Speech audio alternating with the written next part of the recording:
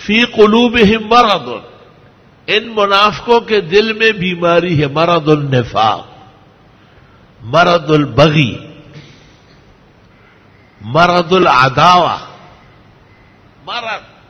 مرض مت کہو، یہ تو اردو ہے، عربی میں زوات کہاں ہے؟ کیوں اپنی نمازیں برباد کر رہا ہو خواہ مخواہ؟ آپ کسی عرب کو کہو انا مریض، وہ کہے شیخ ایش تقول، اس کو کہو انا مرید، تب جا کے وہ کہے گا شفاک اللہ۔ علماء دیوبند میں جو نقصان آئے ہیں، میں نے محقق الاسر کو جا کے کہا، میں نے کہا آپ نے تنقید متین میں لکھا ہے کہ اکثر اہل حق زوات کہتے ہیں، آپ نے تو بیڑا غرق کر دیا ہمارا، یہ کیا لکھ دیا ہے؟ ہم کیوں زوات کہیں، ہم تو دعات کہیں۔ حرمین شریفین دونوں جگہ کی قرات اور تلاوت آپ سنتے ہیں، الحمدللہ، اللہ ہمیشہ سنائے رکھے، دعات پڑھتے ہیں، زوات جانتے نہیں۔ فی قلوبہم مرض، ان کے دلوں میں بیماری ہے۔ دعات راجح ہے، اور دعات کا تکلم اختیار کر لو اور زوات سے پیچھے ہٹو۔ یہ فحش خطا اہل حق کے ہاں صادر ہوئی، اور وہ جمال القرآن کا حاشیہ مولانا اشرف علی کا نہیں ہے، وہ قاری امین الدین کا ہے۔ وہ قاری امین الدین کوئی اور آدمی ہے، باقی پانی پتی اور دودھ پتی وہ ویسے اچھے لوگ ہیں، لیکن قرات علی لحون العرب پڑھنا ضروری ہے۔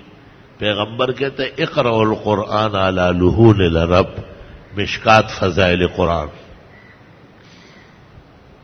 اور عرب حرف زوات نہیں جانتے، وہ دعات جانتے ہیں۔ ہمارے فقہاء نے کہا ہے جو دعات کی جگہ زوات پڑھے فسدت صلاتہ ولو اعتقد لبانت عنہ امرأتہ وصار مرتدا ذلت القاری محیط برہانی۔ بہت خطرات لکھے فقہاء کرام نے، پتہ نہیں تھا، اللہ معاف فرمائے، بس پتہ چل گیا، آہستہ پیچھے ہٹو، اور دعات کا تلفظ کرو، زوات واد نہ پڑھا کرو۔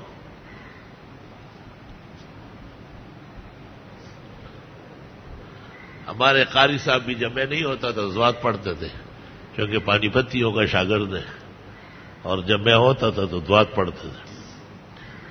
تو جب میں نے حج کے لیے بھیجا الحمدللہ، عمرے کے لیے، وہاں سے جب آیا تو پھر پورا سمجھ گیا۔ یہاں کراچی میں ایک بہت بڑا دینی ادارہ ہے، 50-60 کلاسیں قرآن کی ہوتی ہے، میری نظر میں پورے پاکستان میں اس جیسے ادارہ نہیں۔ سالانہ تقریب دعا کے لیے مجھے بلاتے تھے،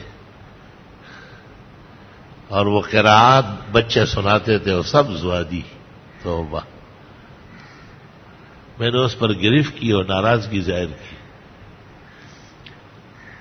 تو مجھے بدستور بلایا، اور میرے سامنے انہوں نے دعات پڑھا، اور اگلے دن پھر دعات پڑھنے رہے۔ بڑی مصیبت ہے۔